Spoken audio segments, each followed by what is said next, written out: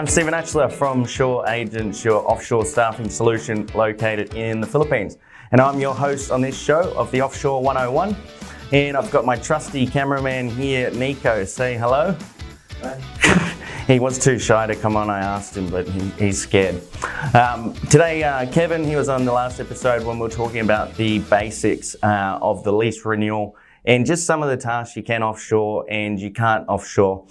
He's no longer with us. I mean, he's still around, of course, but he's not with us on the show today. He's busy off doing other things, and his goal of making himself redundant is now a successful one. So I'm going to carry off on today's show, and we're going to talk, just extend a little bit from the basics, which was how to identify what tasks you can outsource, what tasks you shouldn't. And we touched briefly on the lease renewal and a workflow that Nico will bring up the graphic here from last time. So what we're going to do with that workflow is continue on through that and just simply look at where there will be a blockage, where you definitely have to get your property manager involved essentially. So today you're going to learn that probably 95% of the tasks probably can be outsourced in this lease renewal workflow. So when we think about the start of the lease renewal, every 2 months we look into advance, we look at all the lease renewals that are out there.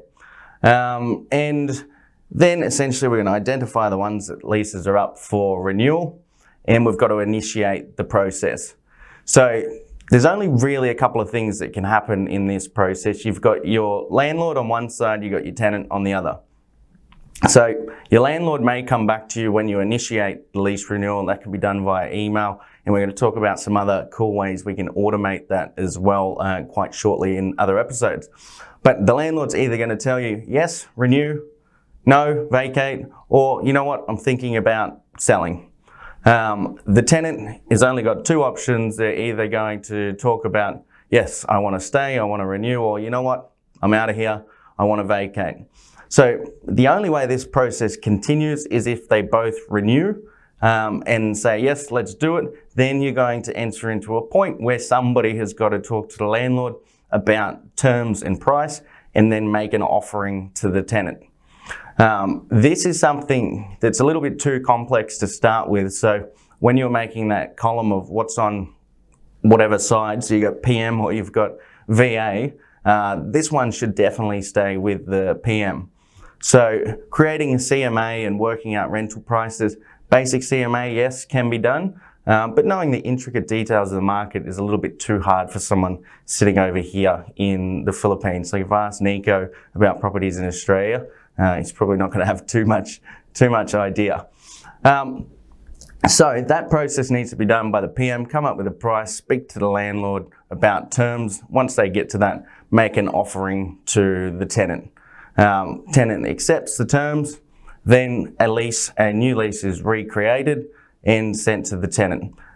So the only part that really the PM needs to get involved is just that conversation and negotiating terms.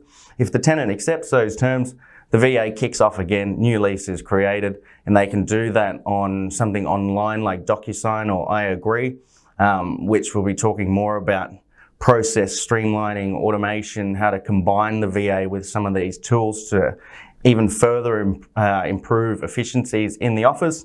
So essentially, lease goes to tenant, and then it just hits the follow-up. So your VA over here can make the phone call via VoIP or Skype or email or text, whatever method you decide. If it's VoIP, they're very pleasant to speak to, great accent, neutral tone, so very good at customer service as well. So it's not an issue to get them on the phones and start to chase the tenant, because a phone call does work better than a message or an email.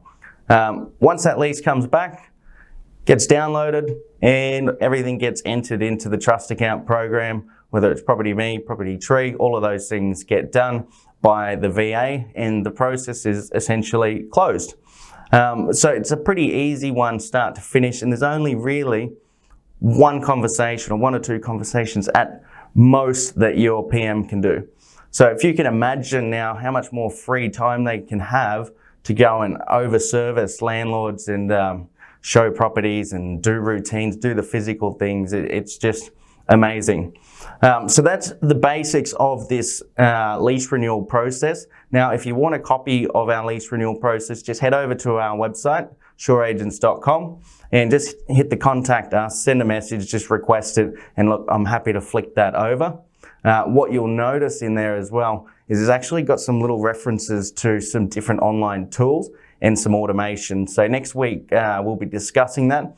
It's a little bit more exciting and a bit more sexy than the basics of the workflow. So that's next week.